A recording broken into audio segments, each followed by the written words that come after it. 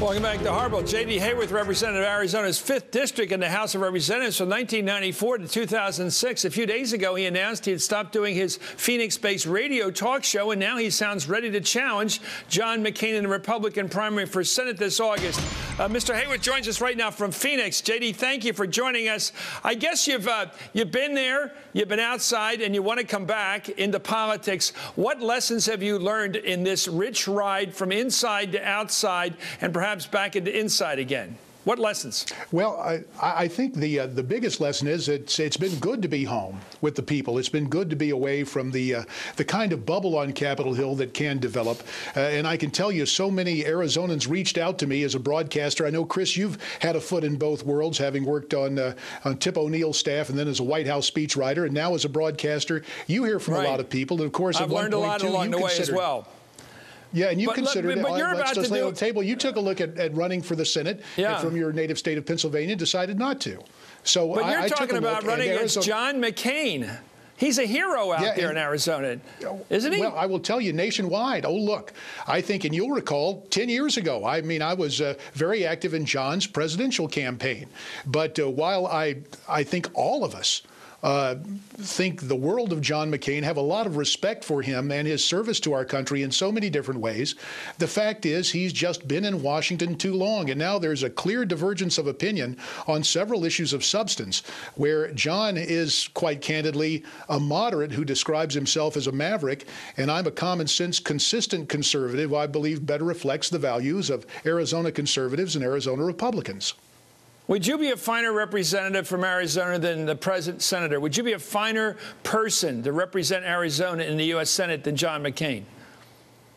Well, I believe that everyone has different qualities they bring to bear. I think, again, as I touched on earlier, I would be a consistent, common-sense conservative. For example, let's take a look at the economy. John McCain voted for a bailout of the big banks, $700 billion, including many earmarks. During the presidential campaign, he embraced a plan and announced a plan that would have been $300 billion to basically take over bad mortgages. And during my time in the House as the only Arizonan to serve on the Ways and Means Committee, I consistently fought for tax cuts, and sadly, John McCain went to the well of the United States Senate and said those were, quote, tax cuts for the wealthy. In terms of national security, you and I both know, as do your viewers, John McCain paid an immense physical and personal price for his duty to country, and yet we have some very different opinions on how to deal with Islamofascism.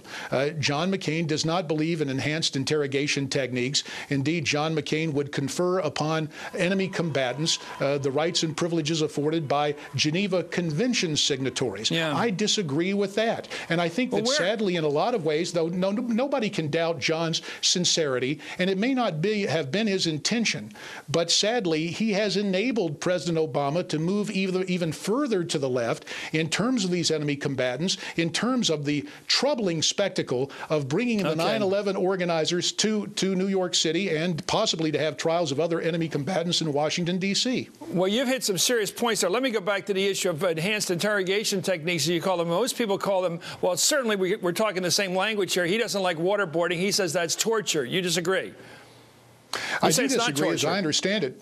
Well, as I understand it, that enhanced interrogation technique is something that our own military undergoes training, certainly our own special forces. And let's not forget, if memory serves, it has been credited in several different publications as preventing no fewer than 4 9/11 type attacks. That is a serious benefit but that was to train from enhanced interrogation techniques. But that was to train our service people to be prepared for what they would face in North Korea with the Chi-Coms up there. The Chinese communists that would do anything to our guys. We were training them by using waterboard. We didn't do it to them for some sort of get any information out of them. We got them to have to deal with a horrible enemy. Do you want to be as bad as the enemy?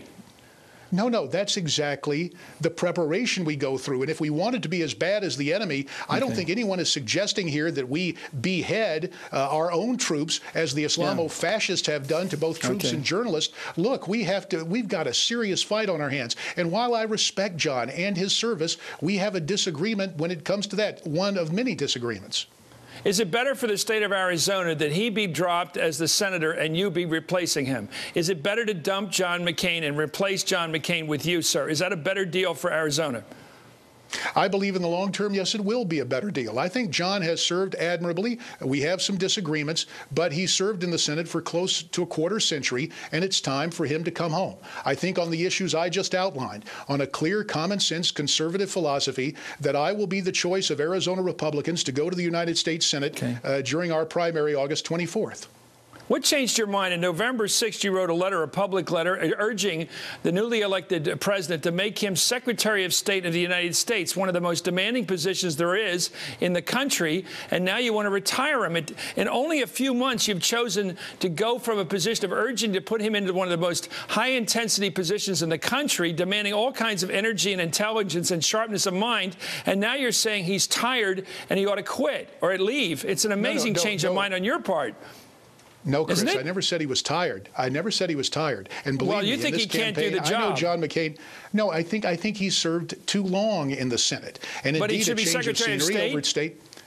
I dare venture to say, with all due respect to Mrs. Clinton, John McCain would have probably been a better Secretary of State if the president was intent on truly having a nonpartisan foreign policy. That would have been an important signal. So I think that's something he could have considered. Of course, that was then. This is now. And if John McCain chooses to run again for the United States Senate, which of course is his right, I respect that. But I will vigorously oppose him, and I intend to win the Republican nomination in August of this year. Okay. Most people will look at this race as John McCain being a somewhat of a middle-of-the-road conservative, I guess a mainstream conservative, and you as a bit further right than him. I think most people will look at that. Are you as far right as the birthers? Are you one of those who believes that the president should have to prove that he's a citizen of the United States and not an illegal immigrant? Are you that far right?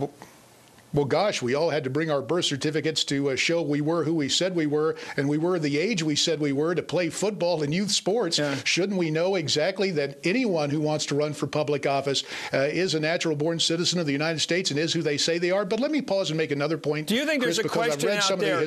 You know, I'm reading your letter that says the president should go back and get his birth certificate from the governor of Hawaii. You dated this November 6, 2000. I'm just asking you, do you stand by this letter? No, should the governor of Hawaii produce evidence that the president is one of us, an American? Do you think that's a worthy pastime for the governor of Hawaii right now?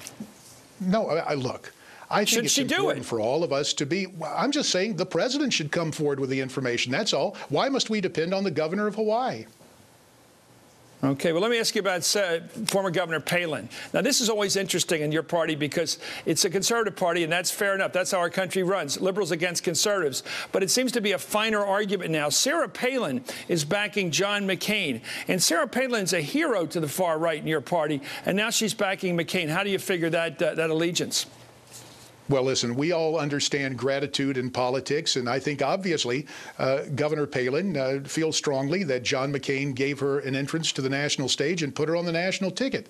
That's all well and good. And certainly we invite a lot of tourist dollars into Arizona, and we'll certainly welcome the former governor of Alaska back here. But, Chris, in the final analysis, it's not Sarah Palin from Alaska. It's Sarah Jones from Payson, Arizona. And it's not Scott Brown from Massachusetts doing robocalls. It's Scott Davis from Tucson. In other words, with all due respect to fellow Republicans and fellow conservatives, Arizona Republicans will decide who the Arizona Republican Senate nominee will be in August. Will you be one of the choices? Oh, yes. We're moving forward. Now, again, because we sought to criminalize politics in the name of reform, let me say we're in the process of filing the documents. I guess you'd say it's the ivory soap. I'm 99 and 44 100% certain, barring some sort of cataclysmic family event, that will make this race. Well, I'd love to moderate that debate. Thank you very much. J.D. Hayworth of Arizona. We'll invite you out. Hey, here, we've got a chance to make news right now. We invite you. Yes, indeed. Okay, thank you very much. Congressman Hayworth.